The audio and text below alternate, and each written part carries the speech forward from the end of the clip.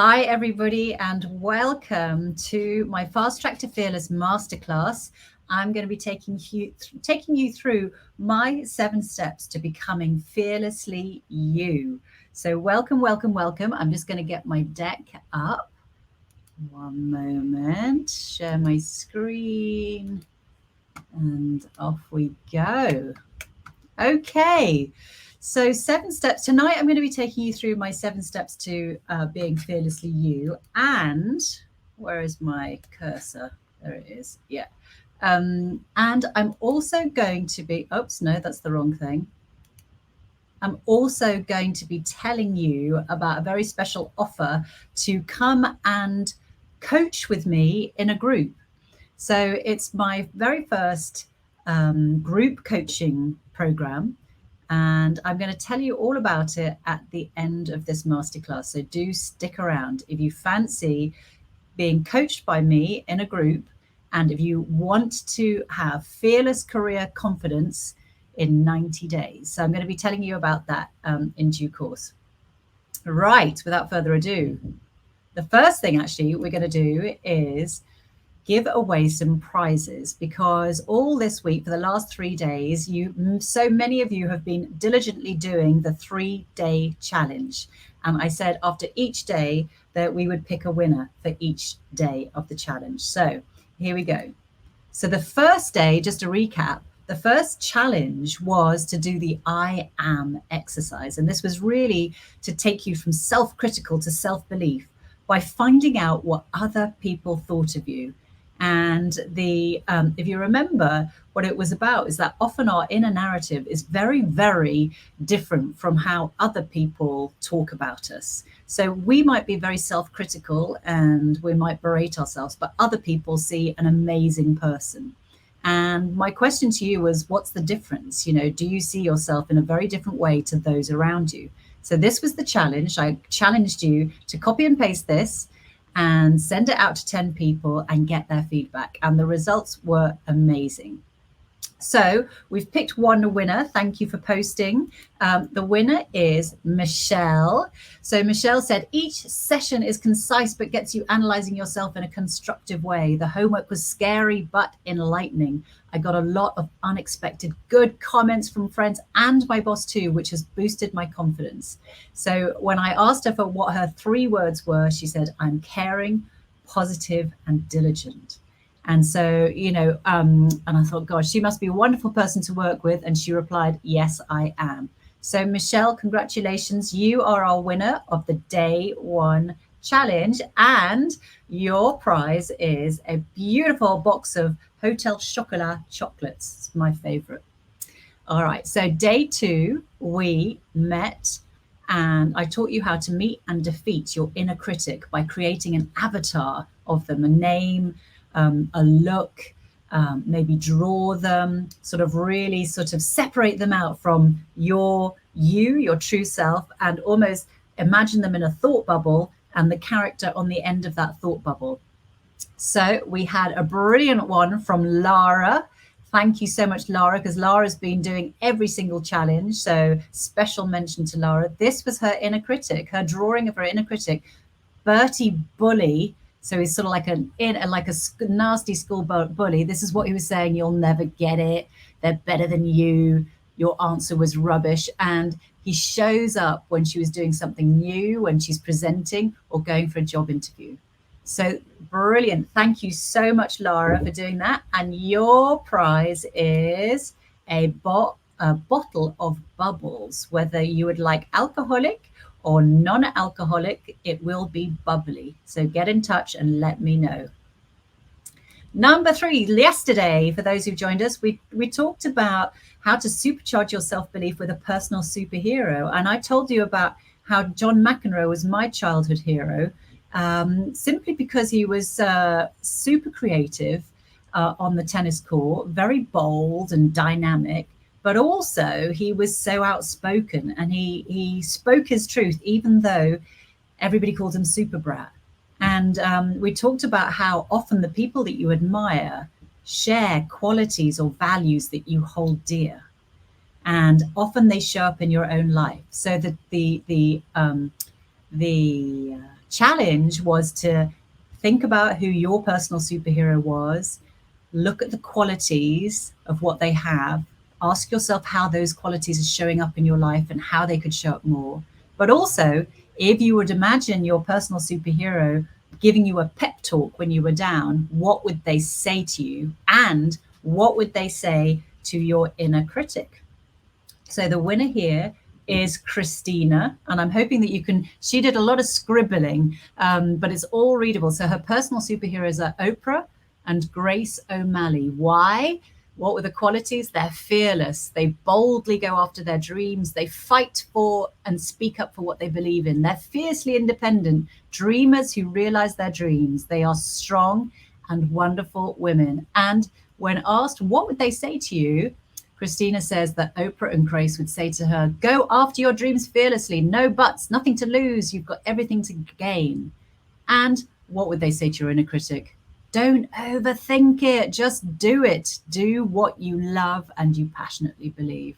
So absolutely wonderful. Thank you all for taking part. Oh, and Christina, your prize is a mug and a notebook of your choice from my Fasttrack to Fearless merchandise collection. Big plug there. If anybody else is interested, just head to Fasttrack to Fearless. I've got my own little shop full of empowering mugs and notebooks to have on your desk. Okay, so without further ado, oh, by the way, if you want to go back and have a look at those challenges and see me talk through those challenges, just head to either my LinkedIn profile or the Fasttrack to Fearless Facebook page, and all of the past challenges are there, so you can still do them. And I think the real prize is actually just doing them and supercharging your self-confidence and self-belief as a result. Right, here we go. What you came for, the bonus masterclass on the 7 steps to becoming fearlessly you. And off we go. So if you need to grab a pen and paper, please do. This obviously will be available to playback, but there are going to be questions that I want you to note down and answer over the next few days for yourself. So you might just want to write things down. So just a very quick recap of who I am. You know, I've had a TV career for the last 30 years. This is me in 1993 as working as a TV runner and a researcher. I think it was runner researcher. Those were the days before smartphones, before the internet. And we did have word processors that wasn't quite typewriters, but if we wanted to find anything out, we had to pick up that thing that I'm holding there, the old-fashioned telephone. I'm not even sure it had push buttons back then. But anyway, since then, I was a freelancer for most of my life, so hustling from short-term contract to short-term contract. I moved up the career ladder to become series editor, commissioning editor, and then vice president of commissioning at BBC Global Channels. I then became a corporate leader. So I was genre director of fact and formats, running a big team. And I got to a point in my career where I thought, you know what, I've run out of road. I didn't want to go any further in television on its own, but I wanted to be able to use my expertise and experience in a purpose-led way.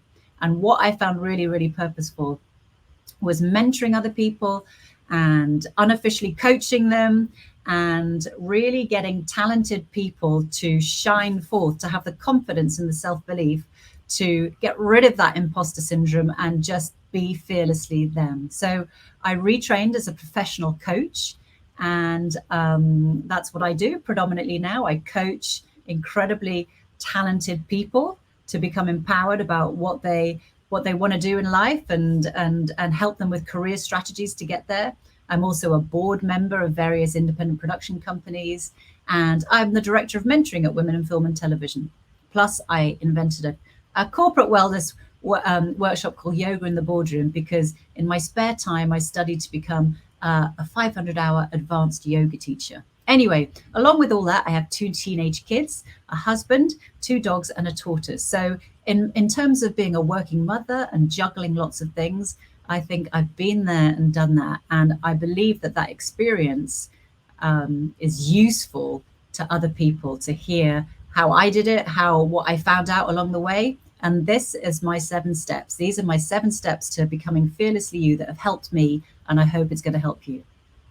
Right. The first thing I just want to just highlight briefly is I Googled imposter syndrome the other day, and this image came up, and I thought it was so interesting. It's a mask underneath a mask. And I think when you suffer from imposter syndrome, it often feels like you're trying to be like somebody else and failing. You're trying to be what you think you should be rather than what you are. And the definition here is a psychological pattern in which an individual doubts their skills, talents, or accomplishments and has a persistent internalized fear of being exposed as a fraud. And I just wanted to sort of highlight those words, skills, talents, and accomplishments, because imposter syndrome is not saying that you don't have those skills, talents, and accomplishments, but it's just a perspective on that. You sort of like doubt yourself and you think you're going to be exposed as a fraud, even though you have those skills, talents, and accomplishments. So on your piece of paper, I just want you to write those three words: skills, talents, and accomplishments. And over the next week or so, I just want you to write underneath each of those headings what your skills, your talents, and accomplishments are. Because I think a lot of people who suffer from imposter syndrome, they don't look back at all the kind of rubies and diamonds they've thrown over their shoulders in terms of assets and achievements and experience. Once they achieve something, they throw it over their shoulders, never to be looked at again.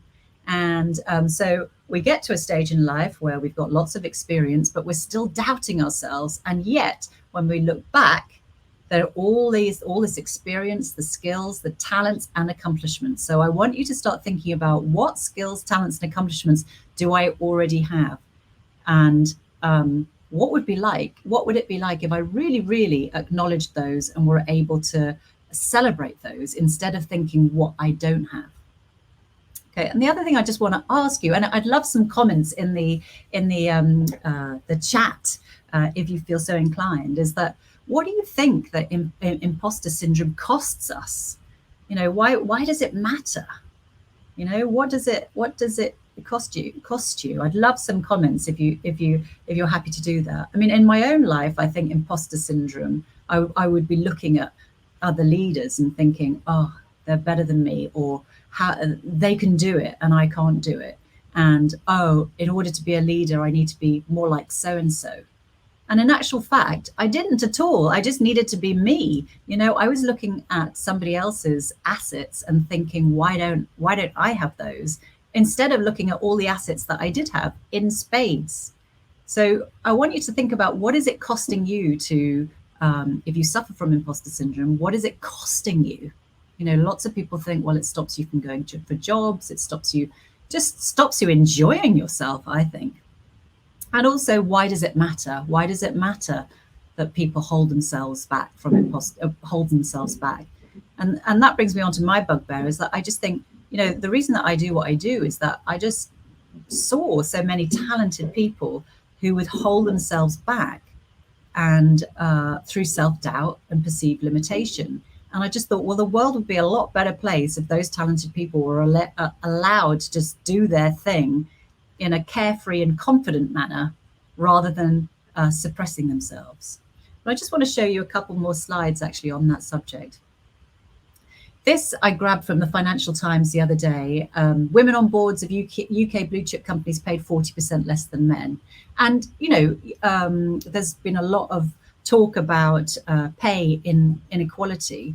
But what really drew my attention to this is in the third paragraph. It's not brilliant quality, but anyway, it's that there are fewer women holding higher paying top jobs, such as chair, senior independent director, or head of committee roles. So there are fewer women in those leadership positions. And, you know, a lot of people have said to me, well, I imposter syndrome or self-doubt, etc., holds me back from applying for those positions. So I think that, you know, holding yourself back or not seeing yourself in all your glory really can have an effect on you by not going for those top jobs. So so think about that. And the other thing I think is that, you know, I mean, we are fairly new, you know, in terms of, and I have to say, actually, it's not just women that have imposter syndrome. I coach lots and lots of men, and all of them have self-doubt. And I always used to make it a point wherever I worked in the company. If there was a boss, male or female, I'd always, maybe on an away day or, I always found a way to ask them, whether they felt self-confident and whether they ever felt self-doubt. And even the ones right at the very, very top of the tree, like the CEOs, etc. And all of them, including the men, said every day they felt self-doubt every day. So that's one point I want to make. It's not just women that feel imposter syndrome, but it does tend to be women that are more frequent sufferers of imposter syndrome. And I just want to remind you, it's only been about 100 years since women got the vote. So we have come a long way. It's come a long way. But, I think there's still a very long way to go. If you think about women in particular globally and what it's like for women in certain countries, etc. There's still a huge way to go. So I think that for me is a real incentive to take the opportunities that I have and that we have and run with it. And if it comes down to stopping ourselves because of self-doubt, really, I think we owe it to us and to the rest of the women around the world to work through that and become fearless about who we are, what we want, and go out and get it. Okay, so next slide. Becoming fearlessly you. And underneath it is one of my favorite quotes, why you, why not? And it comes from, it actually comes from a Liam Gallagher album called Why Me, Why Not? And I actually haven't listened to the album, but I just really, really loved that saying, why me, why not? And it came about when I think he was tweeting about who was going to be prime minister and all that kind of thing. And he was like, why me, why not? So it kind of started as a joke, but I think it's such a great mantra. Why me, why not? And I ask you, why you, why not? So over here, we've got Boris and Donald. They're sort of at one time, both of them sort of leaders of the free world, effectively. And I doubt they've ever suffered from imposter syndrome or self-doubt in their lives. And my point here is that, yes, they've got privilege and all of that kind of thing. But I don't think anybody, even if you were the biggest Boris and Trump supporter, could look at them and say they are without their flaws or they haven't they haven't messed things up every now and again. And yet, look at where they are. They're high up in the world. So what I see all the time is like really, really clever, talented people at the upper echelons who are still, they are oozing talent, and they are beating themselves up about not being perfect. And so I just think, it's time to let that go and just ask yourself, why me? Why not? Because there are other lesser talented people who have got a lot further, and a lot of people who've made many a big mess up who have not bothered about it at all. So let me just get on with my life. If I make a few mistakes, so what? And if I'm not perfect, so what? So why? I want you to really almost in fact, I might actually add that to the merchandise. Why me? Why not? Why me? Why not? Why you? Why not? And now I just want to show you a really lovely clip that I found on TikTok the other day. Hang on, I just have to change my screens. Stop screen there and share another screen. Chrome tab. Bear with me. There we go. Okay, everybody ready? I'm going to press play. Feels that if she talks about the things that interest her, the same things will interest the audience. So this show that just getting underway nationally. Mm-hmm. It's going to it'll do well. And if it doesn't? And if it doesn't, I will still do well. I will do well because I'm not defined by a show. I think we are defined by the way we treat ourselves and the way we treat other people. It would be wonderful to be, acclaimed as this, talk show host who's made it. That would be wonderful. But if that doesn't happen, there are, other important things in my life. And a fella.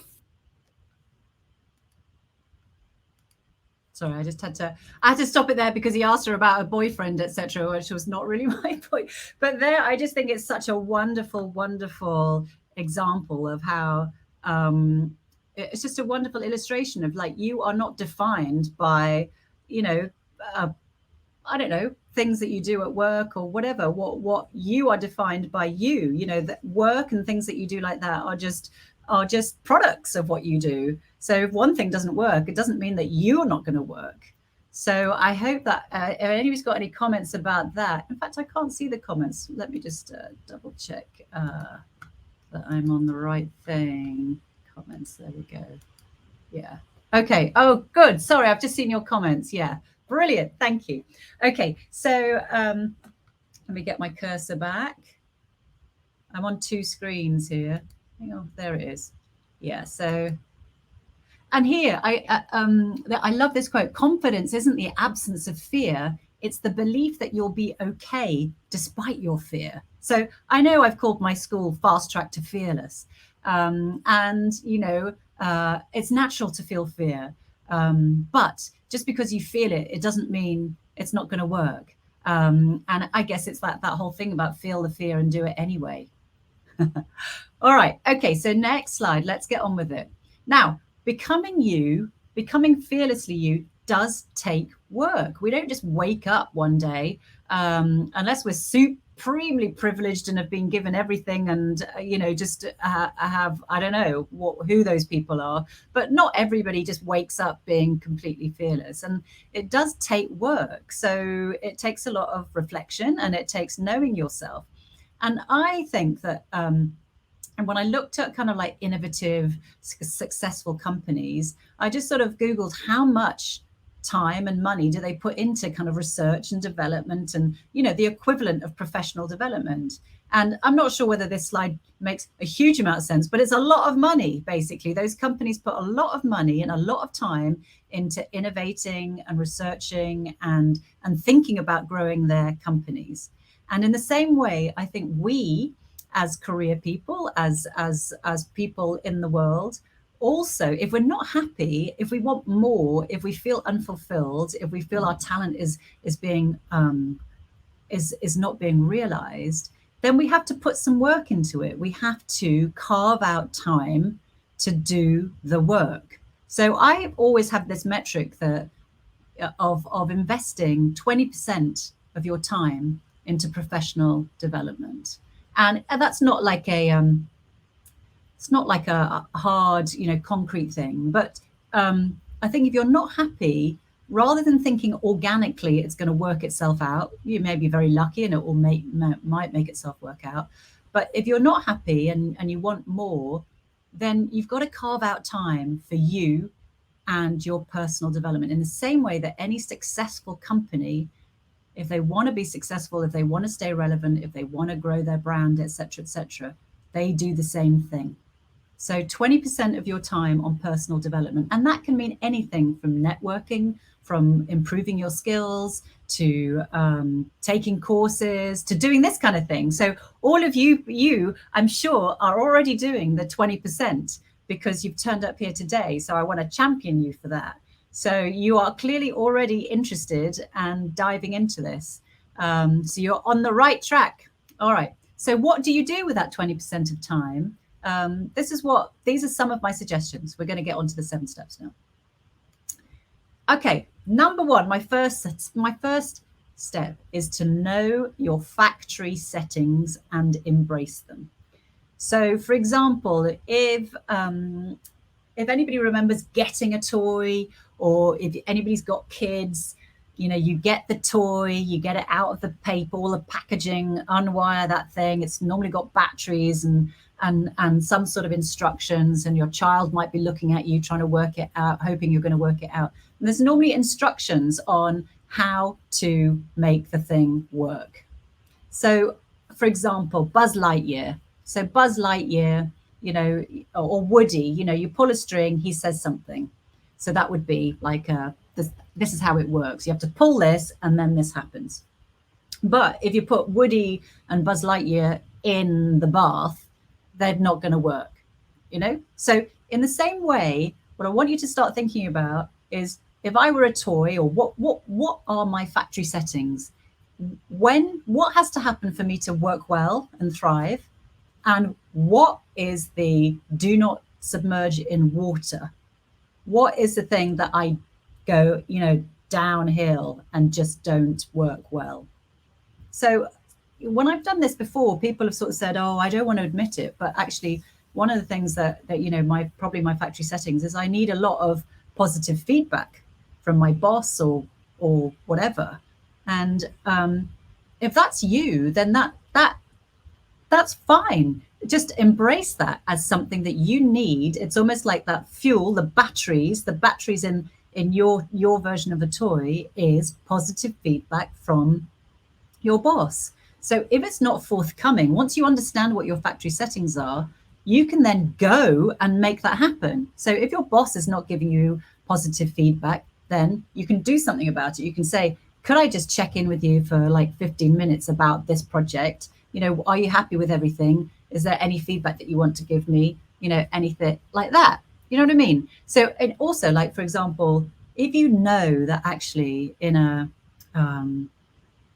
group setting, like, for example, me, like in terms of socializing, I'm very much like a one-to-one person. I love to go out for dinner with a girlfriend and just have a really, really good conversation. What I'm not so good at is going into a noisy bar where there's loads of people, where you can't talk properly, and you have to queue, and there's no food. Like, I have to have some food when I go out. So I know that, like, in that environment, you put me in that environment, I'm not going to thrive. I'm not going to be at my best. Whereas if you say, right, here's one of your best friends, you're going to go and have a nice dinner with some great food, then brilliant. So it just means that I know that if I have to go to a party, if I have to network or whatever, I'll go, okay, well, I'll set some parameters. I'll go for half an hour, I'll work the room, and then I'll go home, get into my pajamas and watch Netflix. So know your factory settings and embrace them. Don't try and berate yourself for them. Just embrace what they are and see whether you can tweak your environment to make sure you choose an environment where your factory settings will work. Okay, so second step. So know what sparks joy for you. And this comes down to, again, comparing yourself to others. Like when we're younger, we're always trying to fit in with our peers, don't we? We don't want to be different. We don't want anything about our lives to be different because it's embarrassing. But actually, and I think that can carry on until older life, like, so-and-so loves. I remember when I was, to be honest, actually, I'm going to share a secret here. When I was a commissioner, so many of the other commissioners were like obsessed about the overnights, and I'm telling you a big secret here. Like I didn't really care about the overnights. I cared about the programs, and I cared about making the programs, etc., etc. But that level of data and the overnights, I didn't really care that much, which probably made me not a great commissioner, to be honest. But anyway, my point is, know what sparks joy for you. And this can be through in a work environment. It's incredibly useful if we're going to be talking about careers, is which bit of your job really sparks joy? Which bit are you really, really absorbed doing when you're in your element? What are the action words? What are the action words? And I was inspired to put this one in because I once did a personal excellence course with a guy called Nicholas Bate. And he writes books, by the way. And we were in a room with lots of different people, and he said, get up and introduce yourself to the next person, but just use the doing words that you do in your job, and without saying what your title is or etc. So at the time, I was like a big corporate leader, and I said, well, I present cases. I present cases to the board, and I manage teams, and I put solve problems or whatever. And then he got us to sit down, and he said, if you don't like your words, you're in the wrong job. And I thought, listen, there were many things I liked about that role, but ultimately, what really sparked joy for me was creating, connecting, making things happen, transforming things, you know. So now I feel I'm completely doing what sparks joy for me. But so know what sparks joy for you and be honest about it. And then what you want to do is ask yourself, is your current role an environment where you get to put those words in action? And if not, what do you want to do about that? You know, what kind of role would be? All right, so I'm hoping that makes sense, everybody. Please do continue to put comments in the thing for me.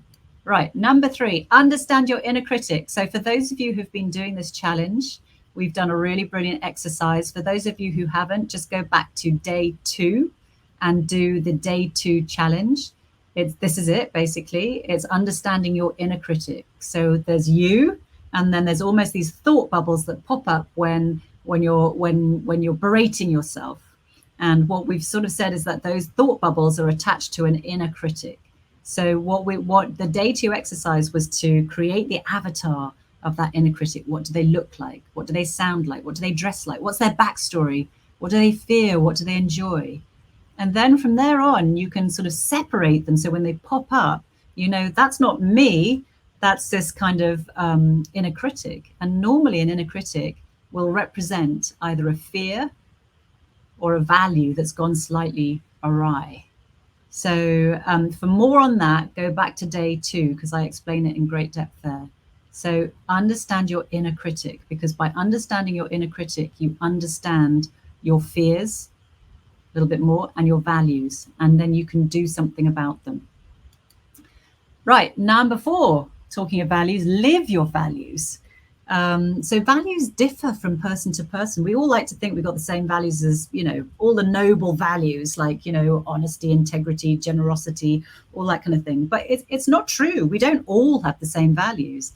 And knowing your values, it's really important, really instrumental in being fearlessly you, because your values are sort of like a guiding light. They're like a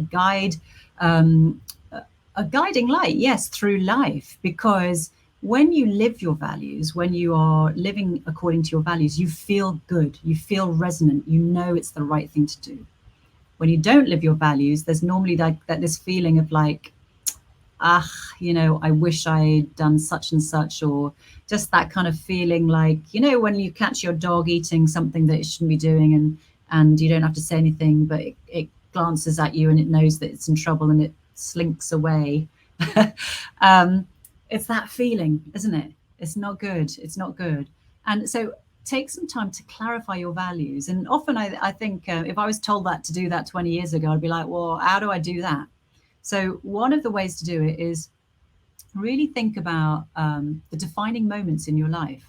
You know, like what's the real memory that you have from childhood or teenage years, or what are the big memories that you had, you know? And one of mine is that, you know, when I was 7 or 8, my family were living in the Middle East. My father worked out there, my mother was there, and you know, this is like 40 something years ago now. So the schools there weren't really very many schools, and the company that my father worked for paid for my brother and I to come over to Britain and go to boarding school. And my brother was older than me, and so he'd already gone off to school.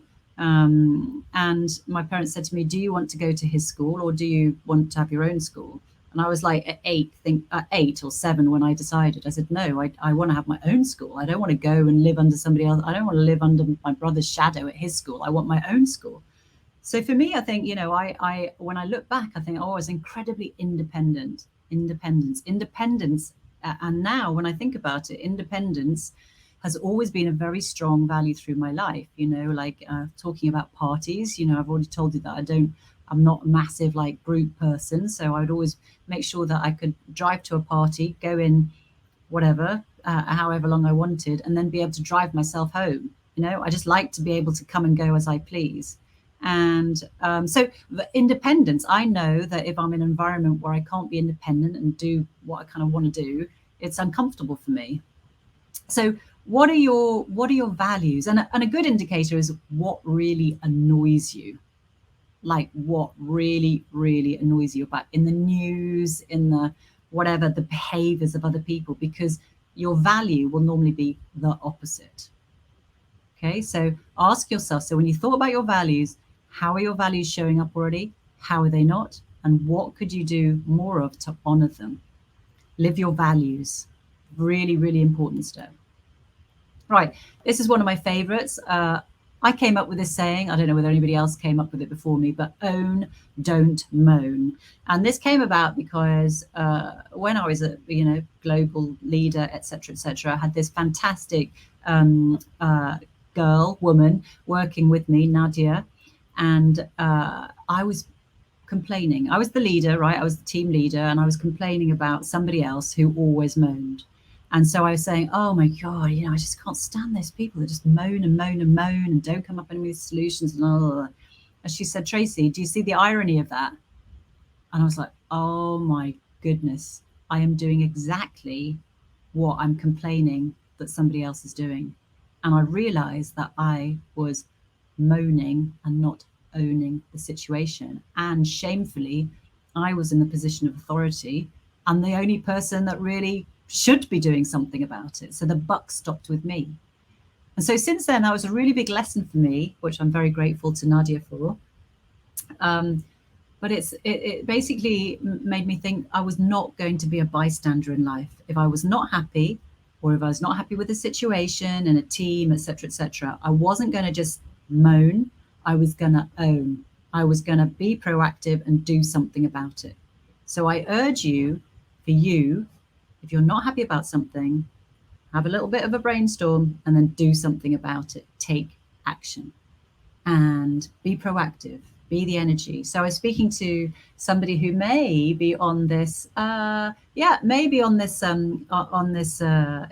audience about not wanting, fearing going to those kind of somewhat exclusive networking events and not finding it awkward to butt in. And everybody was already in their circles and, having a great time. And, one of the solutions is, okay, if everybody else is having a great time and you can't get in, then create your own circle, get all the stragglers there who look a little bit lost and create your own circle. So be the energy, be the magnet, so own, don't moan. All it takes is that, because a lot of people, I realize that those things just are equally awkward and equally thinking that they don't know anybody and are desperate for somebody to speak to. So once I clocked that, then it became a lot easier for me to go up to people and just start chatting. And most of the time, people were hugely grateful. So own, don't moan. That's just one example anyway. Right. Number 6, be your own agent. And for those of you who are freelancers, you'll kind of know that talent and hard work is not enough. You have to hustle, don't you? You have to hustle for the next job. But I think, just generally in life, even if you have an agent, because some of you may have agents, you still have to be your own agent. If you think about us on Instagram and LinkedIn and all that kind of thing, our attention span is really, really short, isn't it? In the olden days, a few years ago, there used to be this thing called Vine, and it was an app where you had to make films in 7 seconds. And everybody was like, oh my goodness, how are you going to make a film in 7 seconds? Well, now if you're scrolling, if you're on TikTok, I don't know what the length of time is before you go like this, but it's probably 0.007 of a second, isn't it? Which means that for you, in order to be in order for you to be visible and get people's attention, is that you have to make it easy for them. So don't wait to be noticed or promoted or discovered. Make yourself be seen and be heard. How? Well, you write things, or you post about things, or you go up and talk to people and tell them what you do. You take it into your own hand. Imagine you are your own agent. Imagine you are like an I think there are some agents on here. So agents, excuse me. But you're doing a great job, agents. But everybody, even agents, need to be their own agents.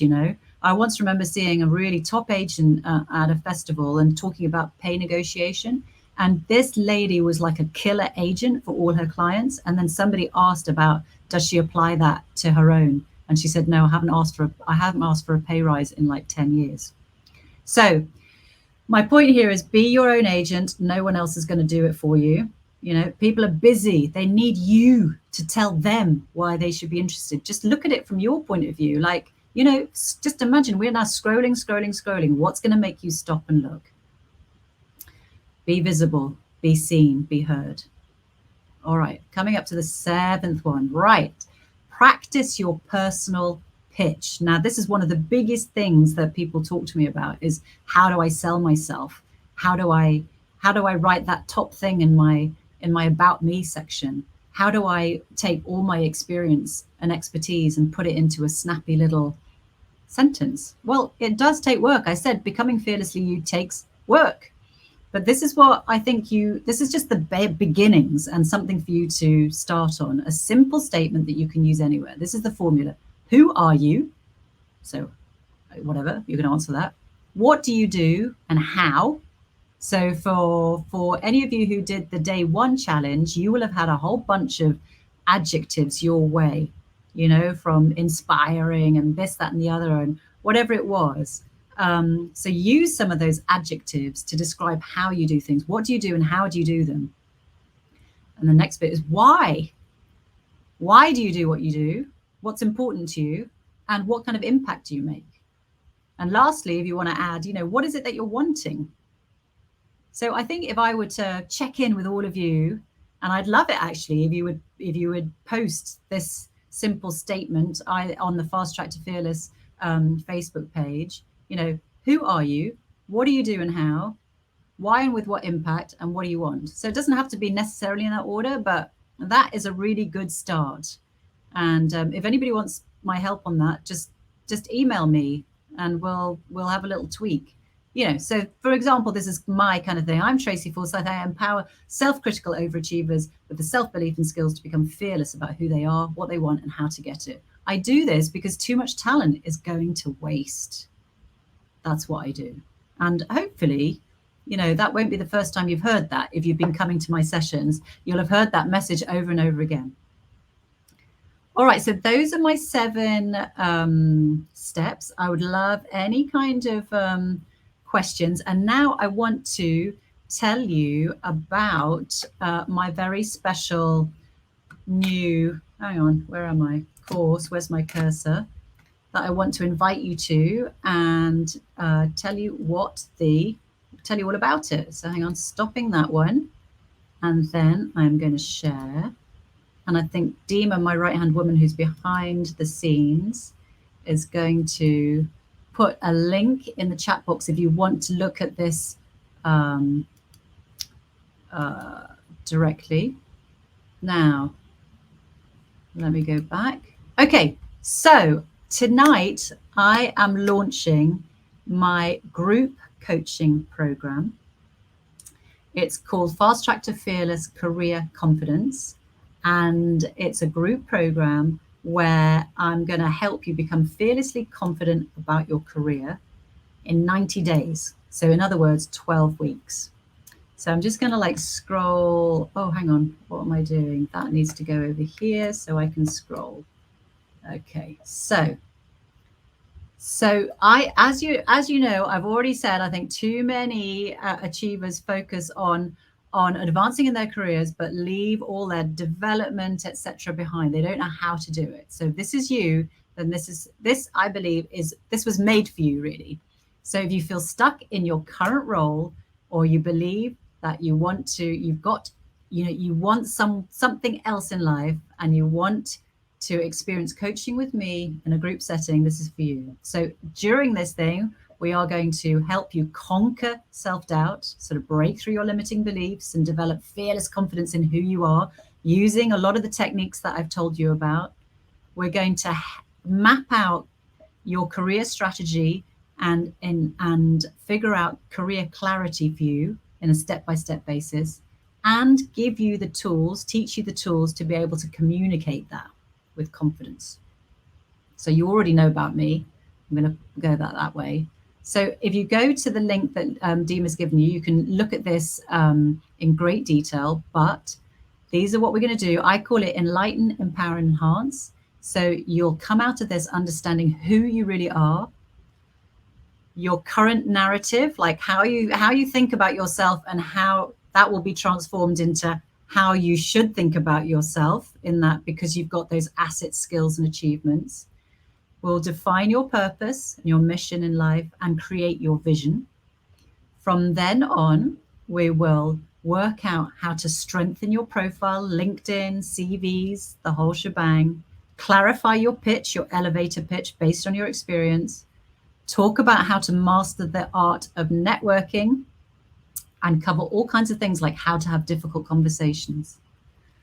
So the enhanced bit is really about how to think beyond, really, so that you think really, really to the end, the beginning with the end in mind, and also working on your own executive resilience. Because I think in order to succeed in life, you have to look after yourself as if you were like a Formula One car.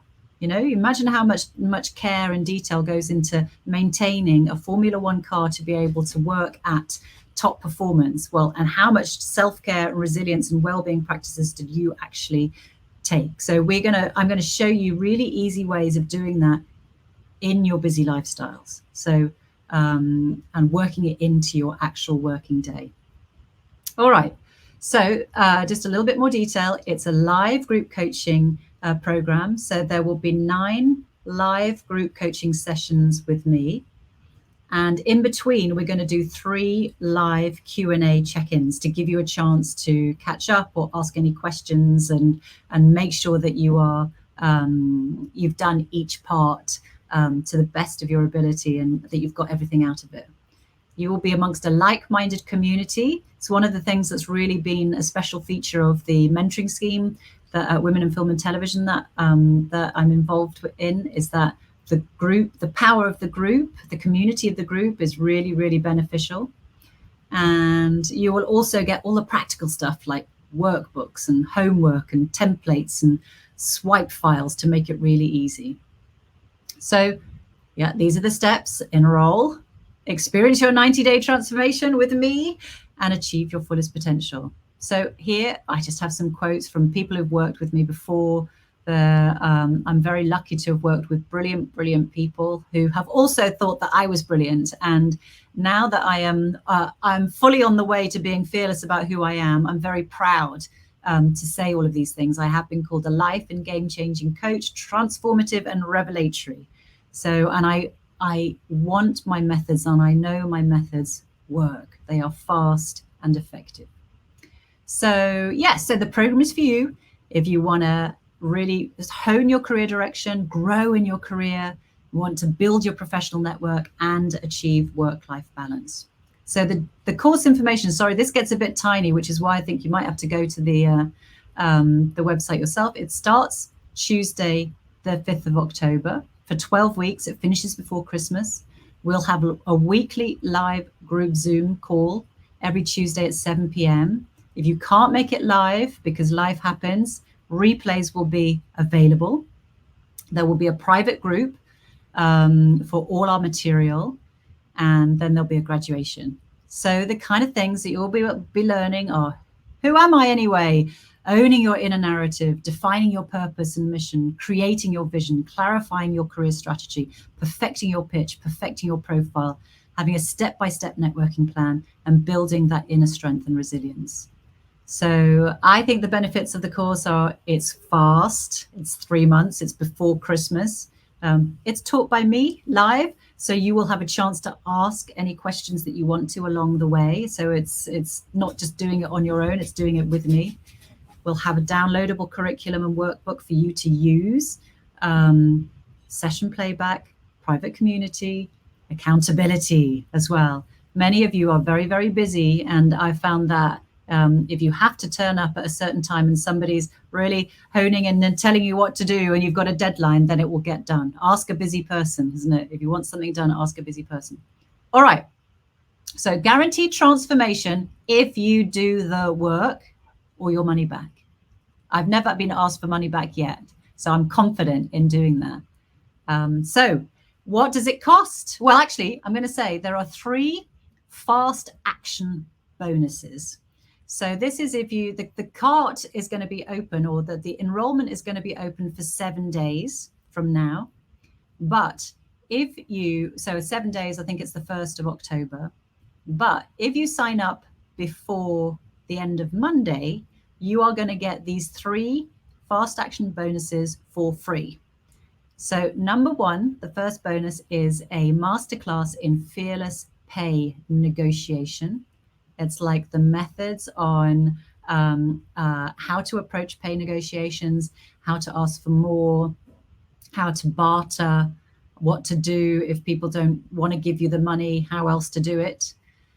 You also have bonus number 2 is a masterclass in fearless visibility. So how to use social media to enhance your career. And the fast bonus number 3 is professional headshots by Gemma Day. So Gemma Day does all, if you've looked at my fasttracktoFearless.com website, all the photographs of me, all my profile pictures are done by Gemma Day. And she is a wonderful photographer, and she's great fun, puts you at your ease. And I think having professional headshots, or just a good headshot for your LinkedIn profile, for whatever, is really, really makes the difference. So all of those together are worth £950. So the actual cost of the course, normally when I do this again, the second time, it will be £1,997, so just under £2,000. But the special launch price is £997. So, and that, if you sign up this week, it's £997. And if you sign up by the end of Monday, you also get those 3 fast action bonuses. So, are you ready? The other thing is that in order to make it as accessible as possible, if you wanted to spread the payments over that time, you can pay in 4 payments of £250. So the cart is now open, as they say. Enroll. I think Dima has put the link in the chat. And so I really, really hope to be working with you soon and seeing you on that course. All right, so I'm going to stop this screen. And if there are any questions, please do put them in the chat. Anything else that you would want to know? And any comments on tonight's masterclass would be brilliant. And if you don't fancy saying it to me right now, please do I think you all will be on my email list, so you have my email. Please just do hit reply and let me know what you think, what's worked for you, what's resonated with you. I love to get feedback. And I love, one of the things that's really important to me is to know that I'm having a positive impact and I'm helping. I would love to hear from you. All right, so that is it. I think that's it for tonight, unless anybody's got any comments.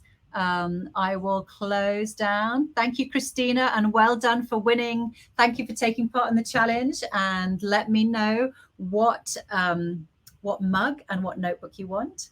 And well done to Michelle and to Lara. I think Lara can't be here tonight, but she's probably watching this back. She said she was going to watch it back. And everybody else on here, thank you so much for coming. I hope to see you very soon. You know who I am. And my motto is be fearlessly you. I hope I've helped, and I will see you again soon on the Fast Track to Fearless. Thank you, everybody. And I'm going to close down now. 1, 2, 3. There we go.